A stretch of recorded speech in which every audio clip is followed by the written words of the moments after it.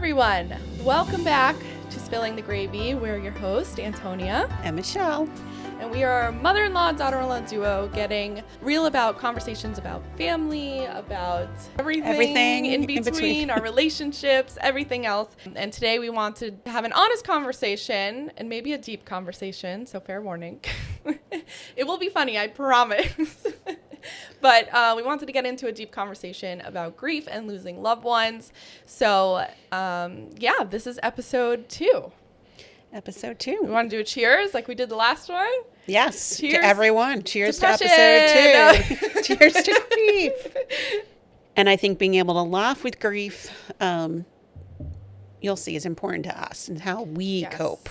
Yes, definitely. I think we said in the last episode, I think I've developed a very bad dark humor, and you just make everything funny sometimes. So it's the way we plow through. Yeah, right. So, like I said, I know we touched on a few things the last episode to get to know us, but we feel like this episode in particular is really important for you guys to get to know us and our 30 family members. Hi, 30 family members again. But for you guys to get to know us and how our relationship got to where it is today. So obviously I have lost my mother about almost 4 years ago now. By the time this comes out, it would have been 4 years. And I lost my dad 9 years ago, this past April. Yeah, and last episode we talked about how they were kind of diagnosed with cancer at the same exact time. So we're going to kind of break down this whole situation and us going through it and how our relationship came to be. Yeah, I mean, I think that losing a parent is certainly different no matter lose a parent as a child, whether you lose a parent as a teenager, whether you lose a parent as an adult, whether you lose a parent as a senior. And I, being the elder here, have seen people lose a parent at all those different stages.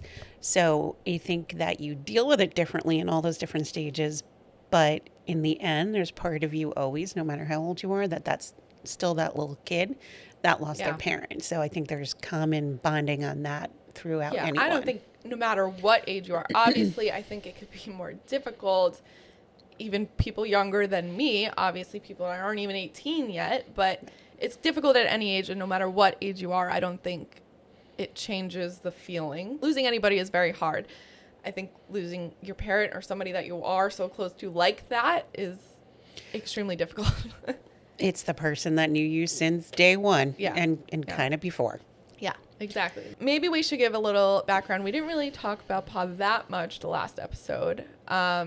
We knew who he was. He is her father, Evan's grandfather, somebody that you have lived with. You moved in with them when he got sick, right? Yeah, my dad was larger than life to me. Definitely epitome of a daddy's little girl. I definitely was. She was the only girl. And the only girl. So, and the oldest.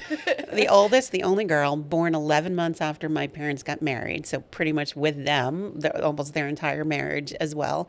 I have 2 younger brothers that are close in age. So they're the first one, we're 6 years apart.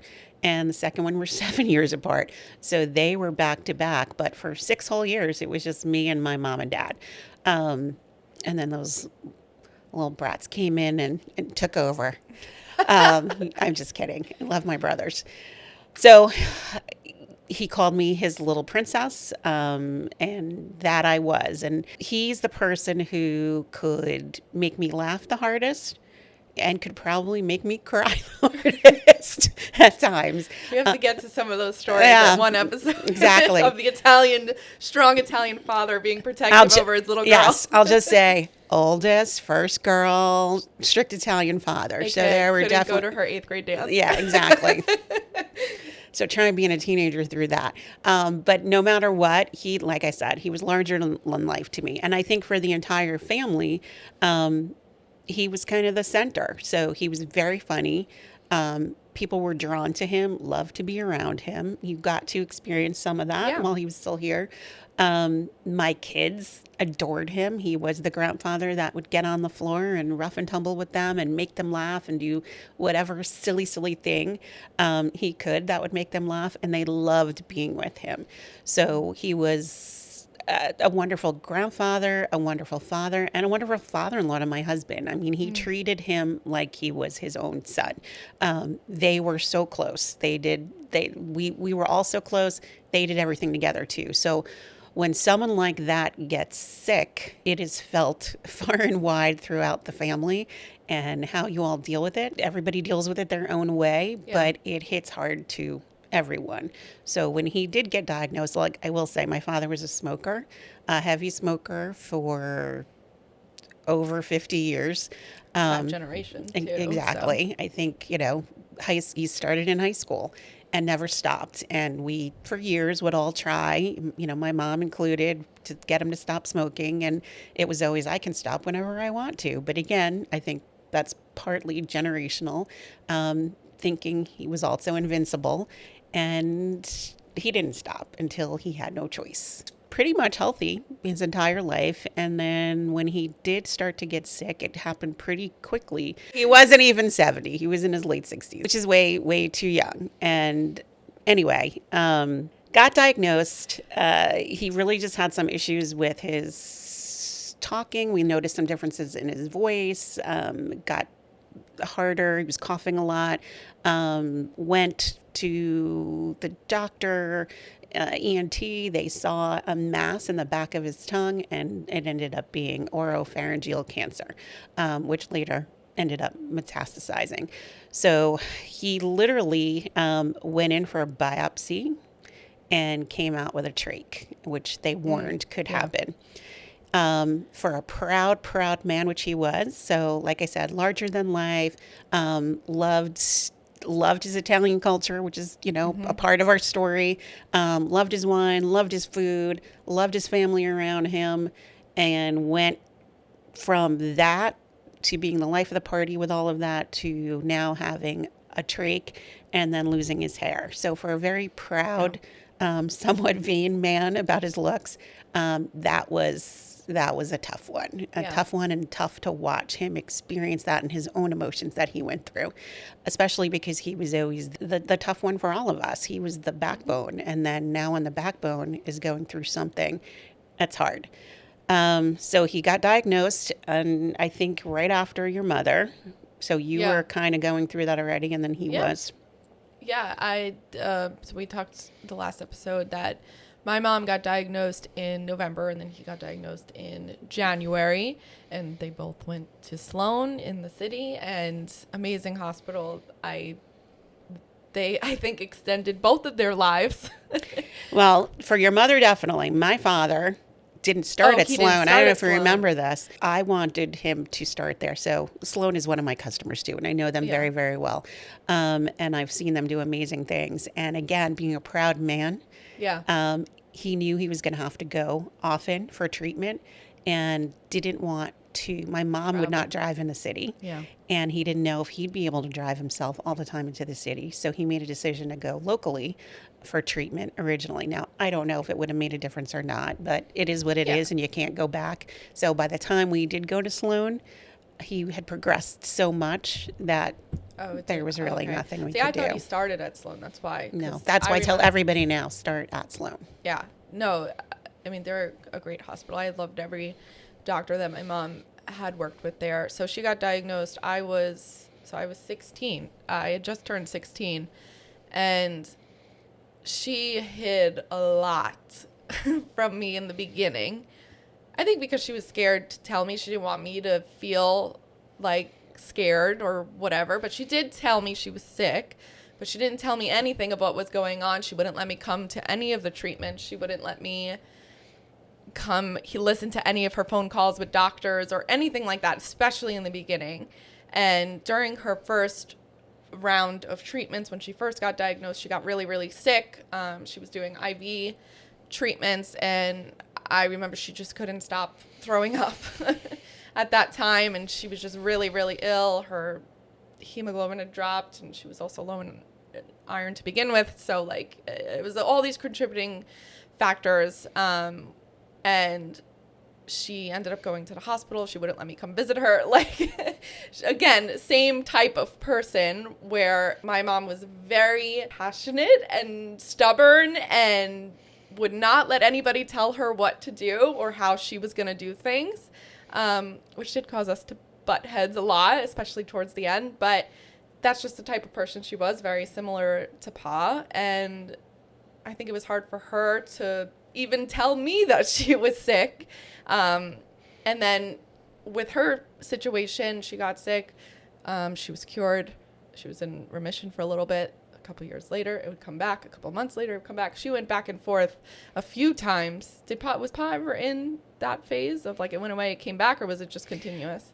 Well, the oropharyngeal, so yes, they thought so because that had shrunk significantly enough where it wasn't. They felt that he was going in the right direction. Yeah. But it had metastasized to his lung. Okay. So, and then they found that out, shortly after. Yeah, I think with her situation, if I remember it right, because I also don't have all the details from the beginning, but it was gone, and then it would just come back. Did we say hers was lung cancer? I don't remember. I think the last episode did, but yes, she had lung cancer. She was also a smoker. However, she was also working for the FBI basically my whole life, and 9/11 happened. She was there. She worked in the city for like 2 weeks. We didn't hear from her, so she also inhaled all of that smoke, all of that debris, as many people did. And now today, I think a lot of people are getting sick from the aftermath of that. And she went through all this testing, and they proved to be that was why she had lung cancer, was from 9/11 years and years later when she got diagnosed. So, I mean, obviously 9/11 affects many, many people, and it's just crazy to think that it's still affecting people now. So that's how we found out that she was getting sick, and it would go away and it would come back. And we were still living with my grandma, my nanny at that point.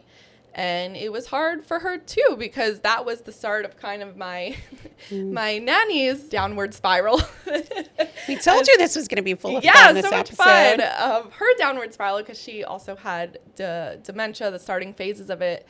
When my mom was sick. So again, like my nanny couldn't take her to appointments and none of that. So it was just me, her, and my mom. So she would call whoever to be like, can you come take me? Because like, I don't want Antonia to have to do it. And I couldn't drive at that point either. So that made it even worse. She got a life expectancy of, I believe, 4 years when she first got diagnosed, and then it came back.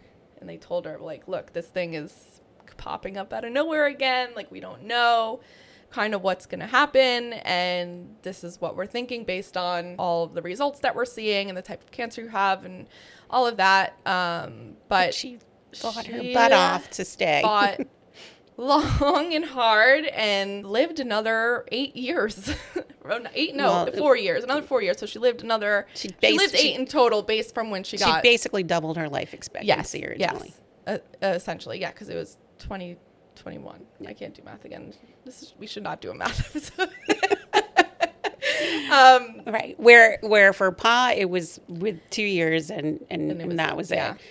She really, but I think part of what drove her is that she had a teenage daughter. So from the mother in me can say, you're going to fight as hard as you can to get your daughter as far as you can. Yeah.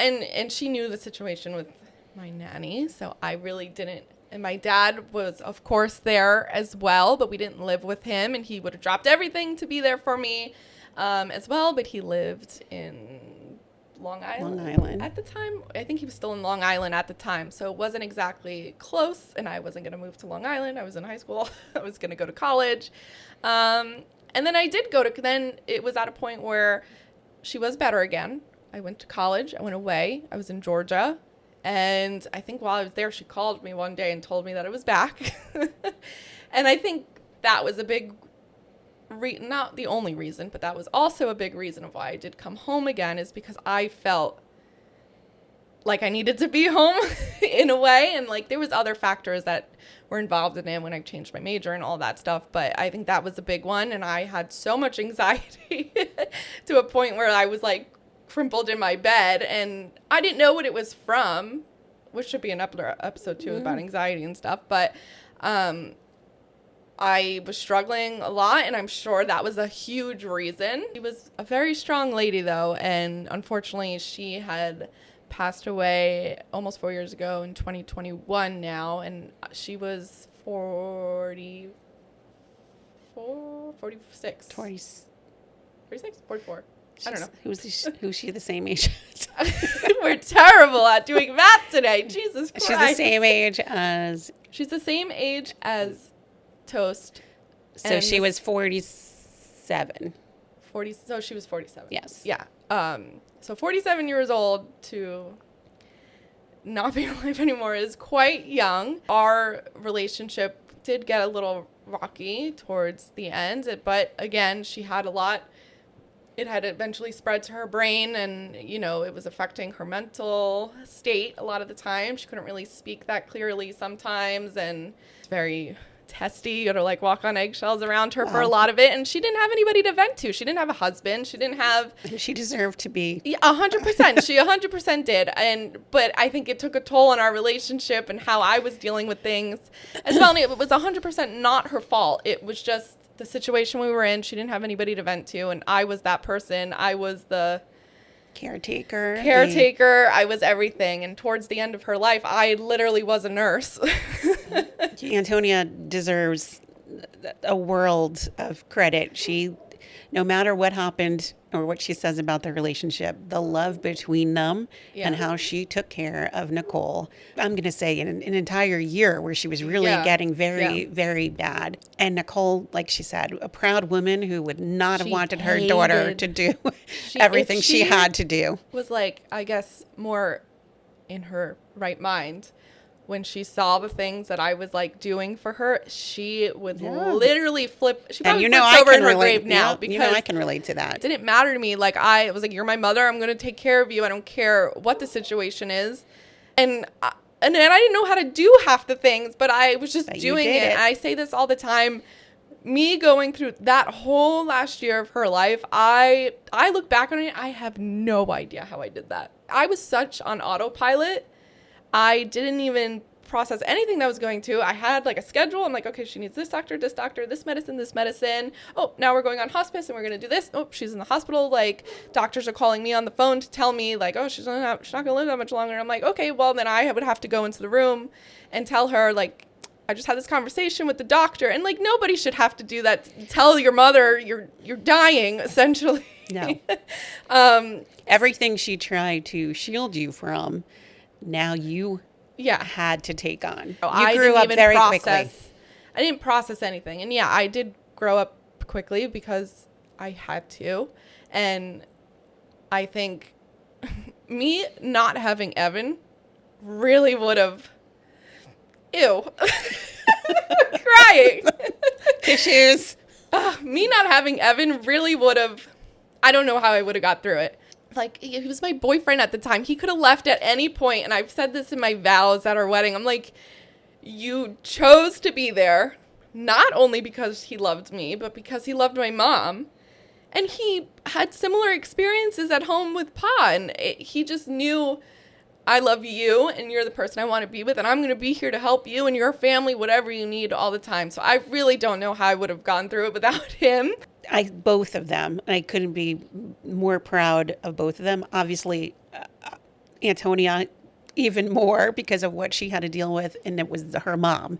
And then I was very proud of Evan, too, as his mom because of how he was there for her, for both of them, and really tried.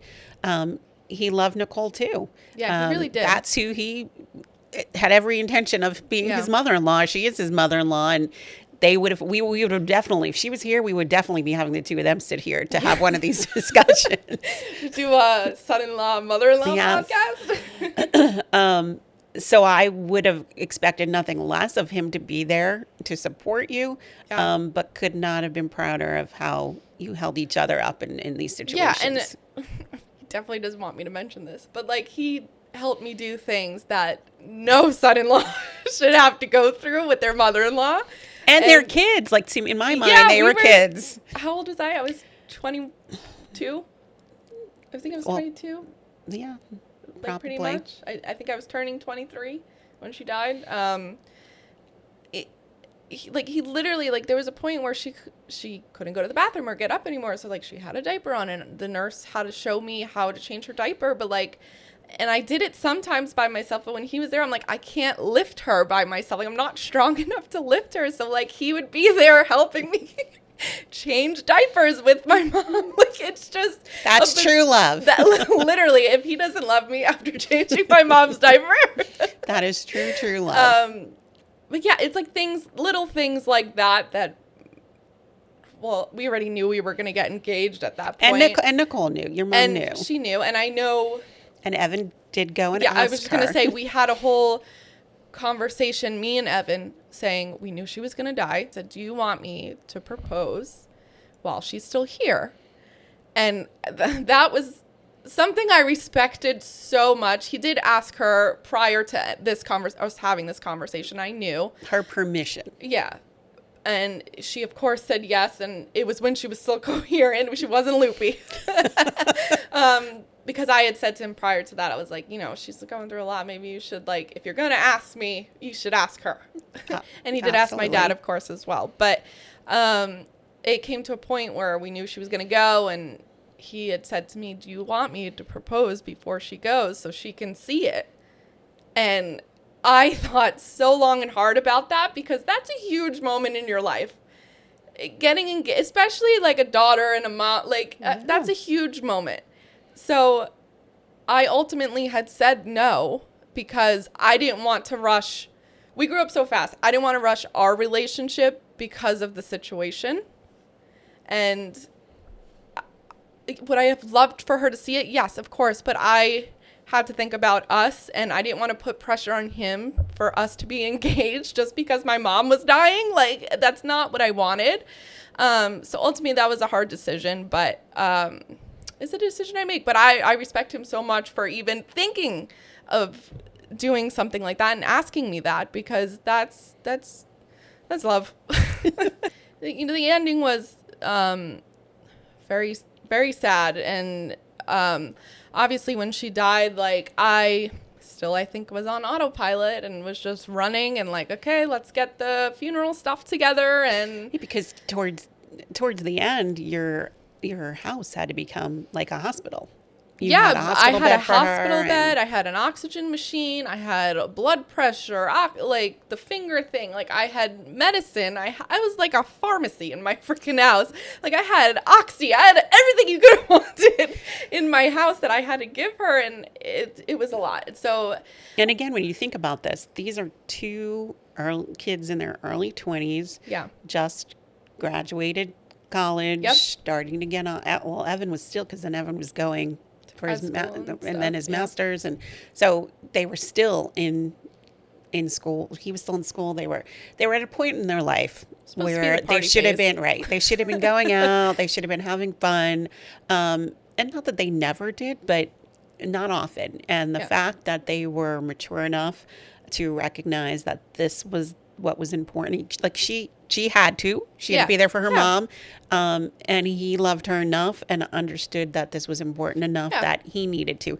So, God bless them too, that was a point in their life where they should have just been having fun, but they were dealing with some pretty heavy, sad things. Yeah. And obviously it's hard when you're that young, but I think even for you, going through that and being there with your mom and with Grammy and trying to comfort her while you're still trying to deal with the loss or losing him at the end is still difficult.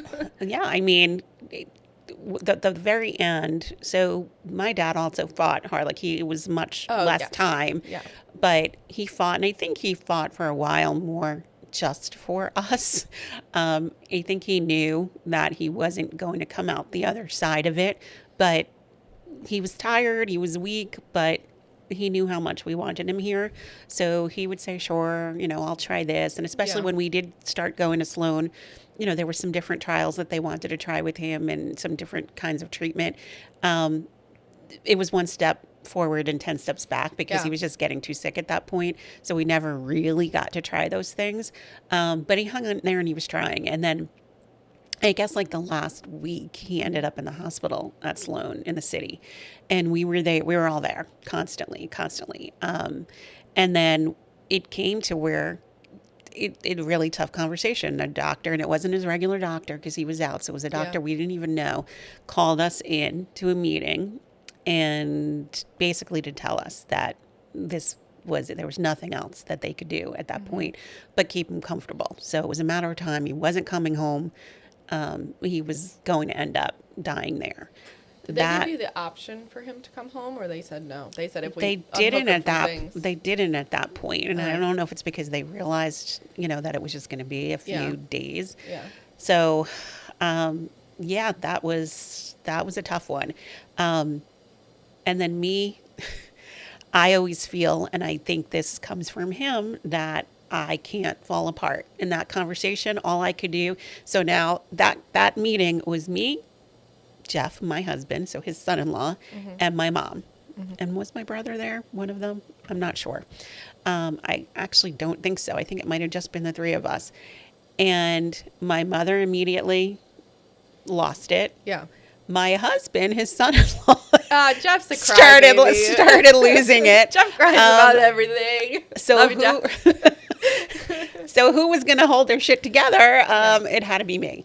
So, and that's just the way it's always been. So I try to deal with things. I'm not a crier. There's some things every once in a while. She's seen it every once in a while. When you don't expect it, it'll hit me.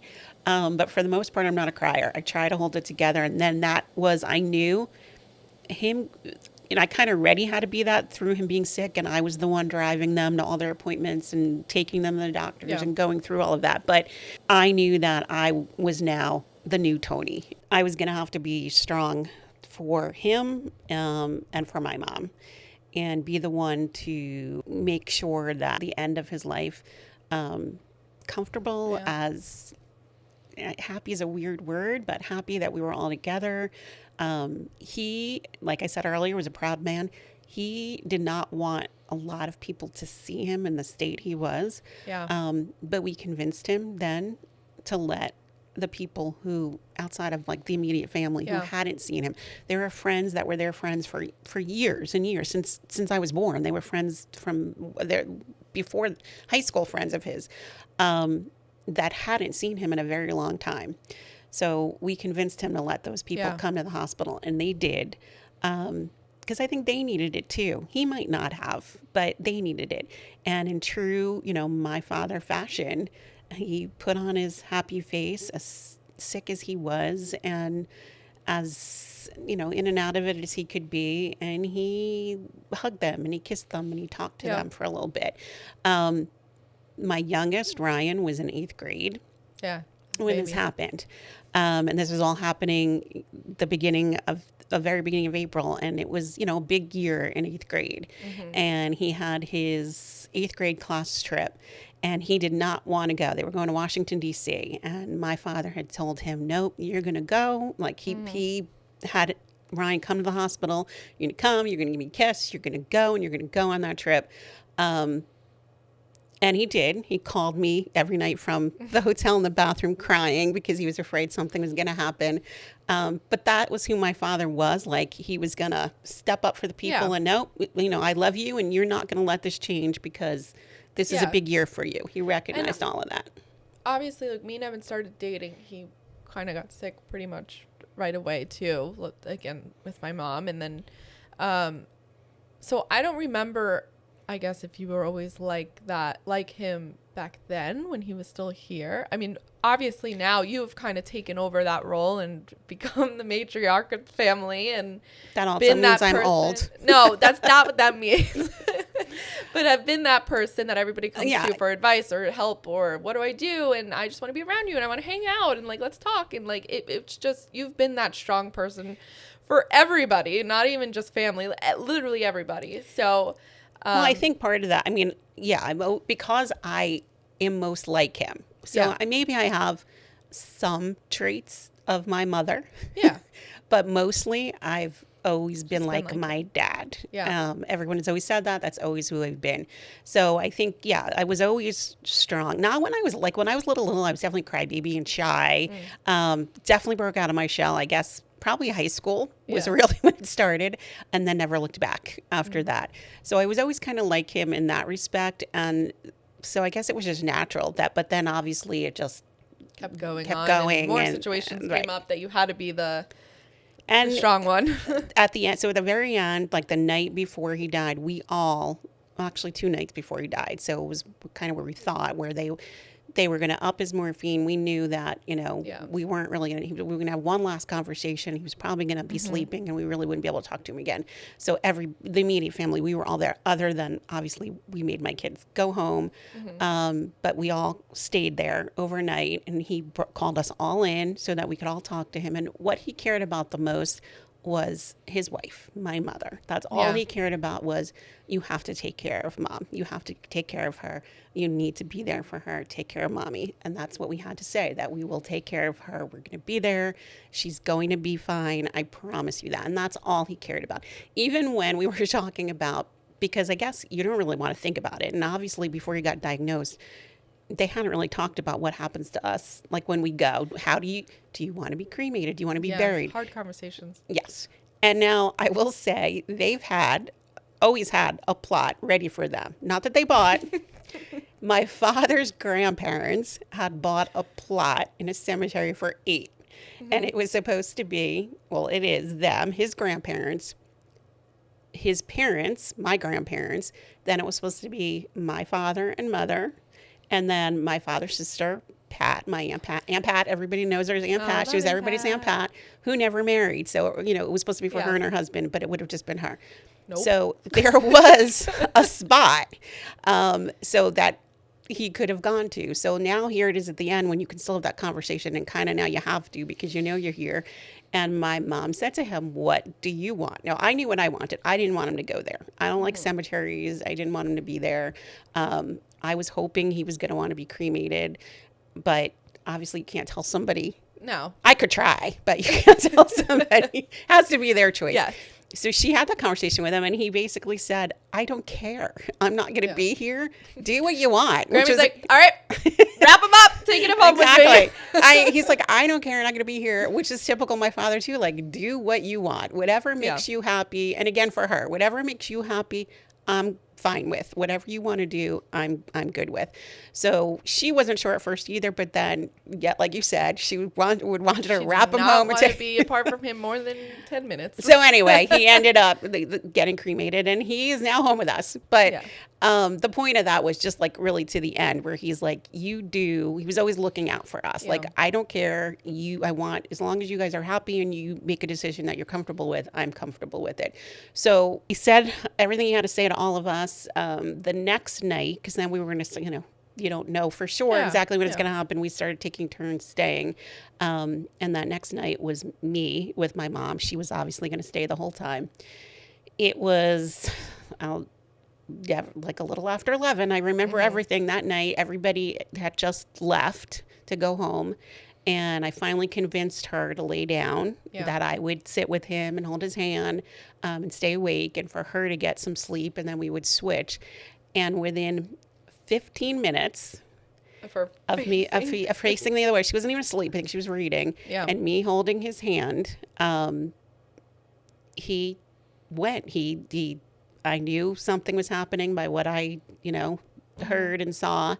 And everybody said it was because he knew it was just the two of us, and that I would be the one who can handle that it. could handle it. That he's like, she's gonna be the one. You can watch this.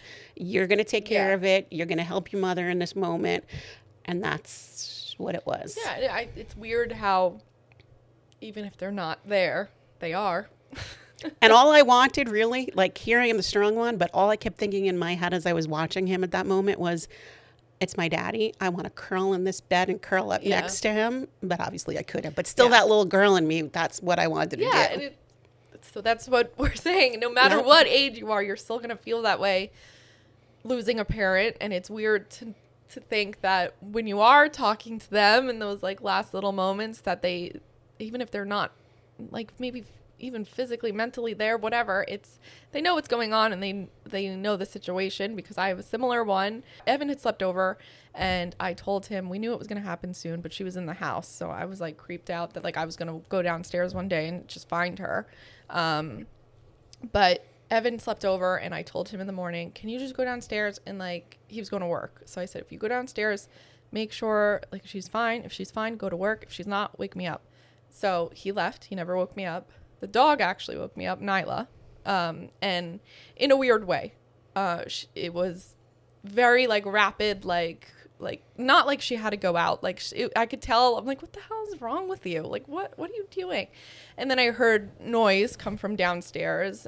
Later to find out that she was having seizures, which ultimately is how she passed later that night. But she was having seizures, so I obviously called Evan. This was like an hour of him at work too.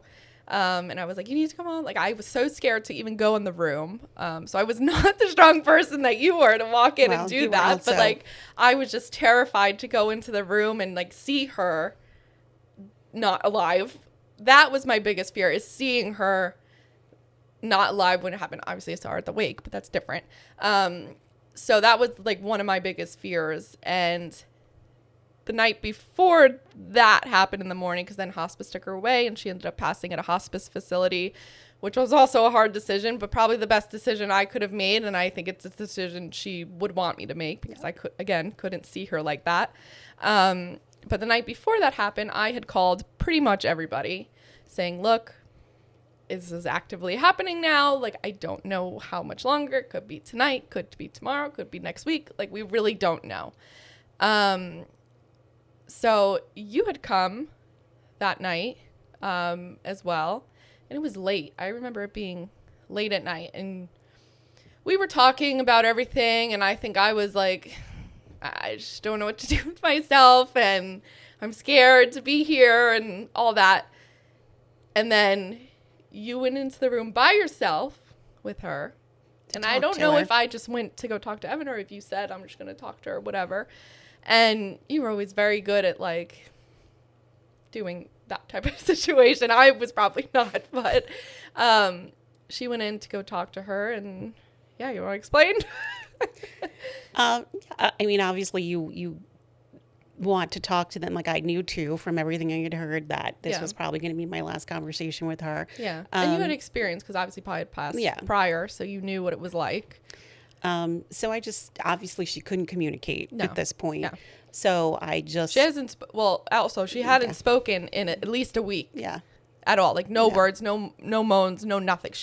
Nothing had come out of her mouth. So I know and Antonia had been trying, and I know it's hard when somebody's there and not communicating. And, you know, I had experience with my father, with Aunt Pat. Yeah. You want to still, because you want to believe they can hear you, and I do believe that they can hear you. Oh, 100%. So I just, you know, I love a captive audience. I had a captive audience again. Poor Nicole had to sit there and listen to me.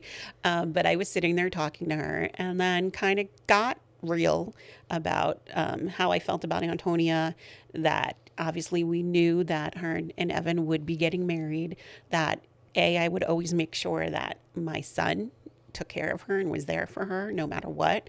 But it wasn't just him, that she had an entire family. She had me, she had Jeff, she had our entire family, the Calendralos, the Mag, the whole side, who loved her, who would always be there. I told her, I can never take your place. I'm not ever going to try. You are always going to be present in their life. I will make sure our shared grandkids someday know about you. You will always be an ever-present person in our families. But know that because you can't physically be here, I will do what I can for them because you're not here. And that I loved her and I loved them. And I think you came in right that time when you were saying that. And then all of a sudden, she started to try to sit up too. Like, she was moving her head up. And she's obviously, we couldn't understand what she was saying, but she started trying to talk. And it wasn't a moan. It was like, no, like she was trying to it was like to that. speak. It was like words. Yeah. not words, but like trying to be words. And I think we both kind of looked at each other like, where did that come from? And then that was it.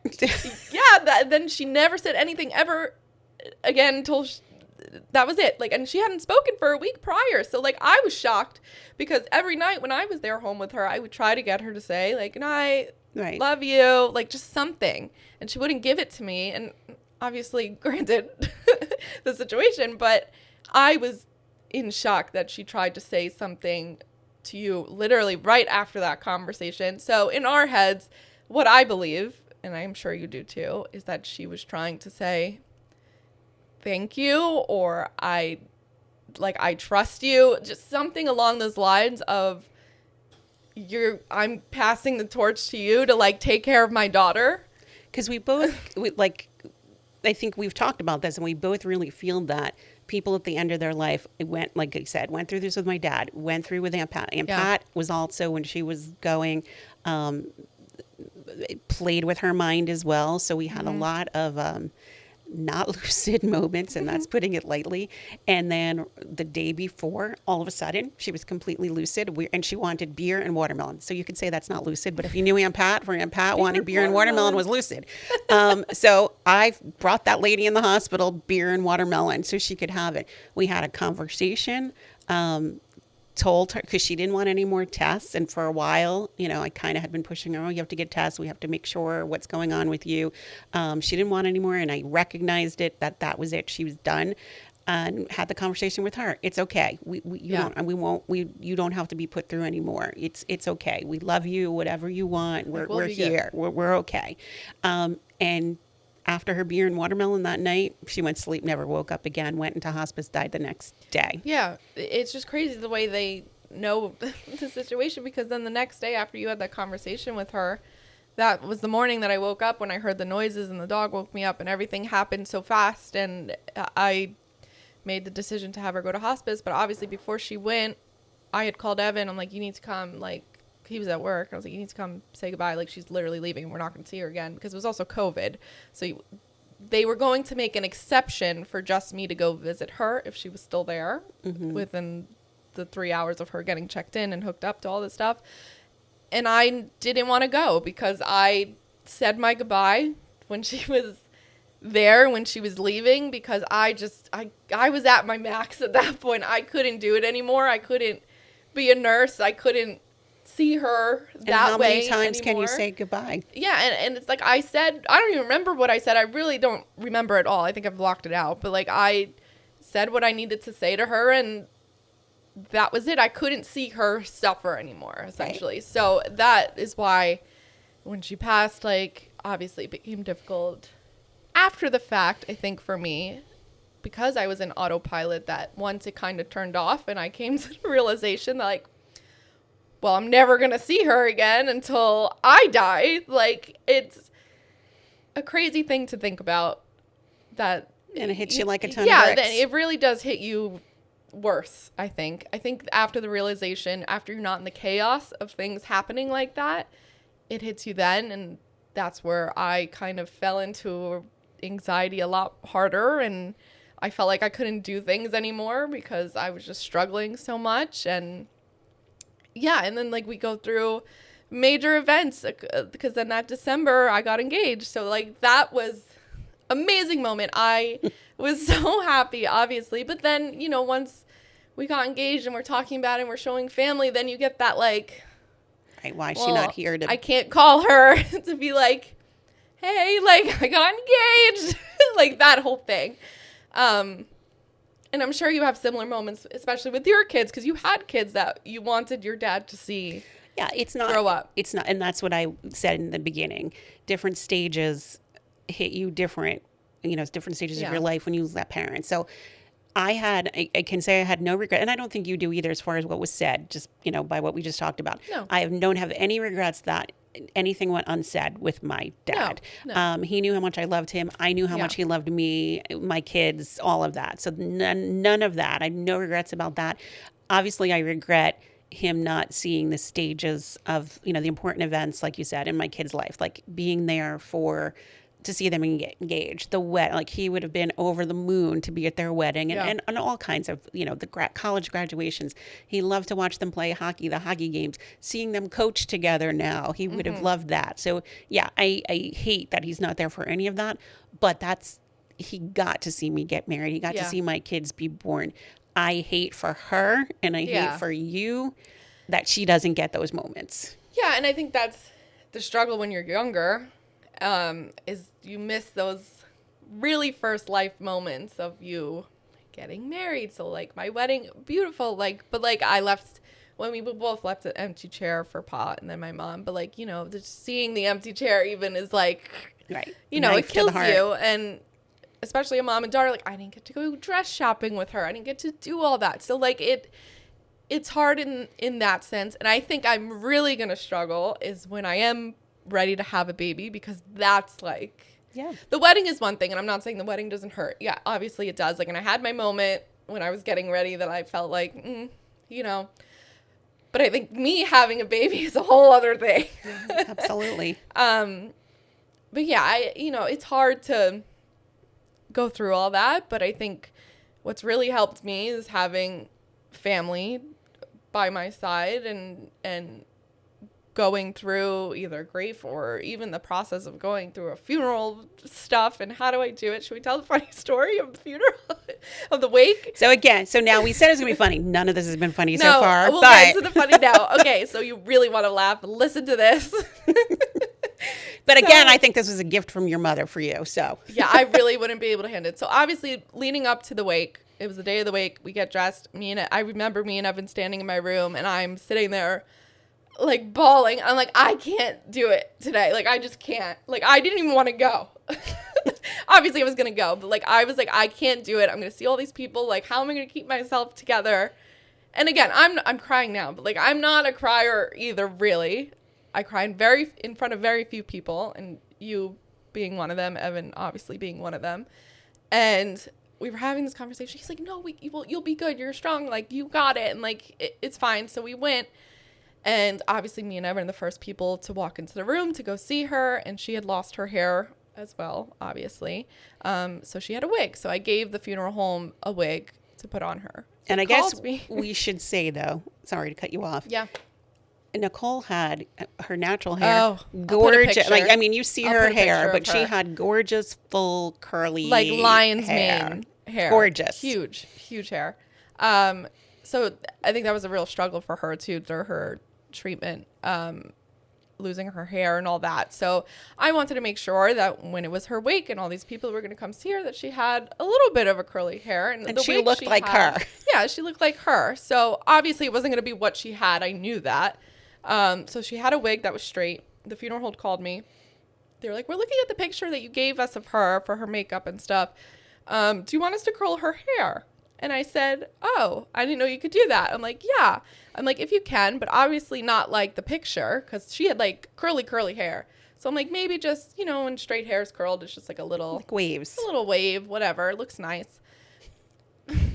We walk in, me and Evan. So now I'm nervous to walk up there and see what she looks like. And I kneeled down and burst into laughter. Oh my God. I burst into laughter at my mom's wake.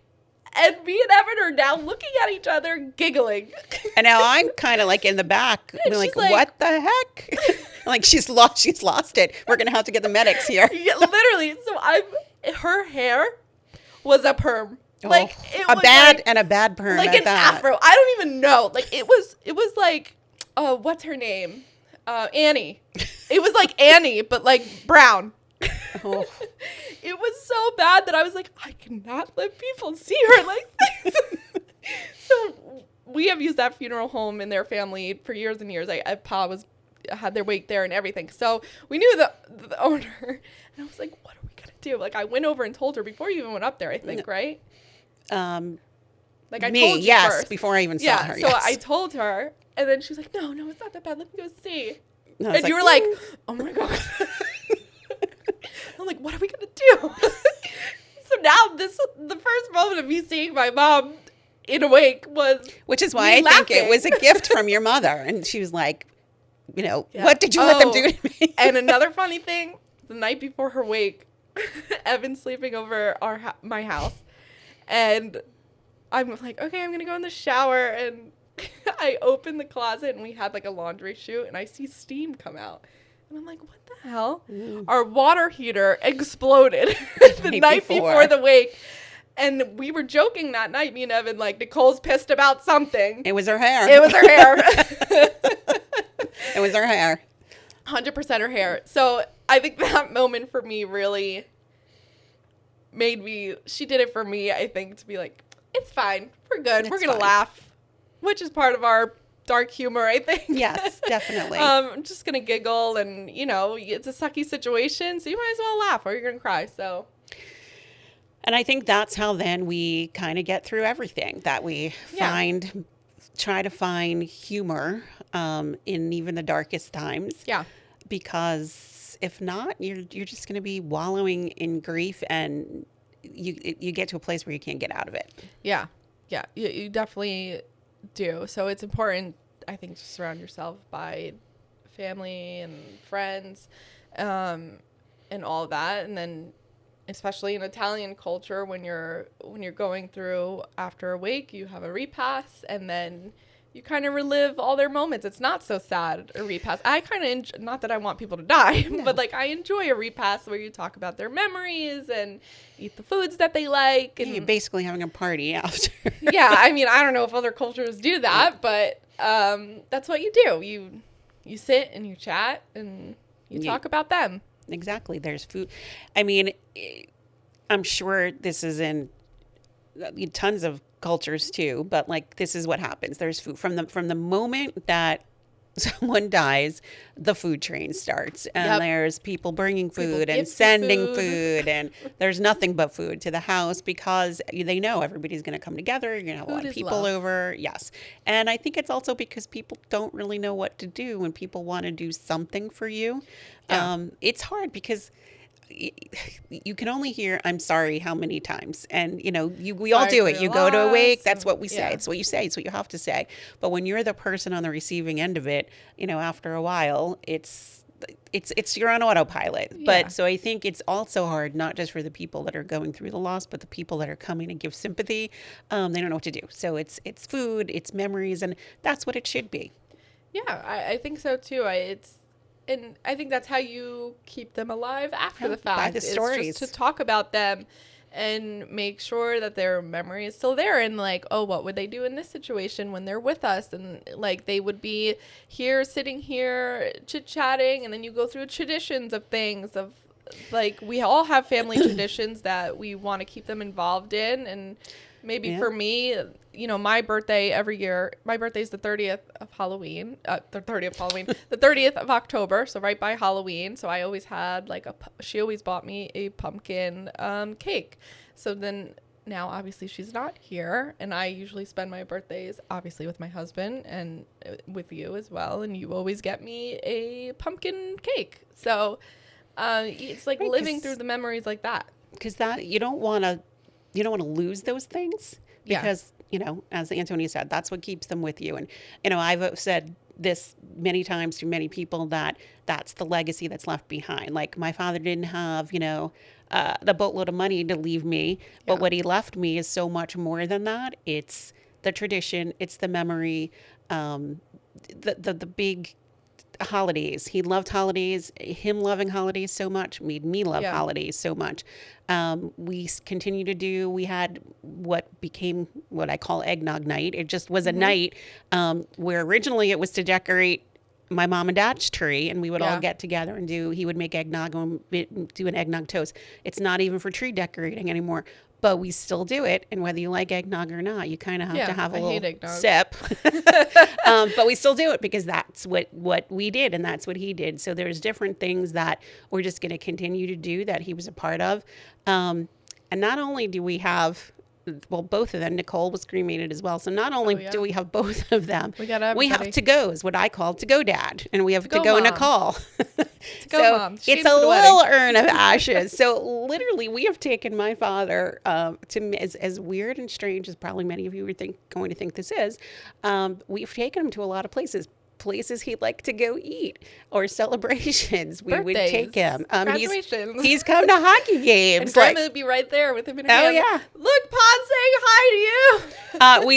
We laugh because at the wedding, how many? Grammy was the dead people keeper. Yeah, she had them with her to bring them to the wedding. Did she have in her bag? She had my mom. She had Pa. She had Aunt Pat and Angie. And Angie, yeah. Is that everybody we have cremated? I think so. So she had our whole little clan that's cremated, and we got her a little case, and she took them with her. So I know some people don't agree with that you should let people rest in hilarious. Peace, but I think that's what they would want. And I think that's kind of the moral of all these stories. So don't anybody watching that disagrees. You could disagree. Yeah. But I think the moral of the whole story with grief is you have to do what feels right for you and feels right for that person. Yeah. So it's one way how we do it. Not everybody has to do it that way.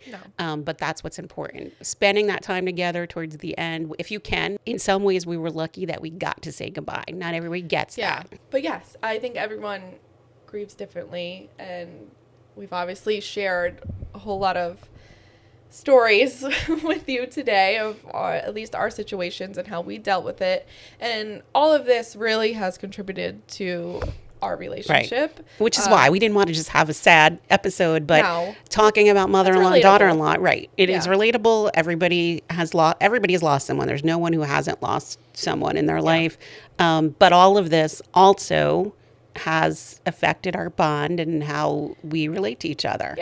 I that's one of the key things for our relationship was the situation, so we felt it was important to share with you guys, so you get to know us a little bit better too. Right. But next week we'll be back to normal, and we want to start to do some segments for you guys. So we have an idea. We want to do Stirring the Pot, we're going to call it. And if you guys would love to send us some of your family stories, some of your crazy mother-in-law stories, crazy daughter-in-law stories. Or not crazy. Or not, but that was boring. Right. But anything that you guys want to send us that you would like either some advice on, an opinion on, because we're here to give unsolicited advice. Yes. So I'm full of unsolicited advice. So send them in. You can DM us on any of our socials at Spilling the Gravy, Instagram, TikTok, YouTube comments, whatever you want. What she said, I have no idea. No, she doesn't know where we are. I have no idea. I'm just here. And I think that will also, in addition to whether we get anything, because again, 30 family members, we probably know your stories, but that's okay. We can add those too. We can add them. But we'll probably look for some different topics too that we see and we're interested in, and kind of dish out what we think on them. Of course. And next week we'll be talking about a mama's boy. A mama's boy. I have one or two of those. Two, but we'll get into it. Thank you guys for listening to Spilling the Gravy. Leave us a comment, share, rate us on wherever you listen to your podcast: Apple, Spotify, Amazon, YouTube, everywhere. We got it all. Whatever she said. We got it all. Thank you guys for listening. We'll see you next Tuesday. Bye. Bye.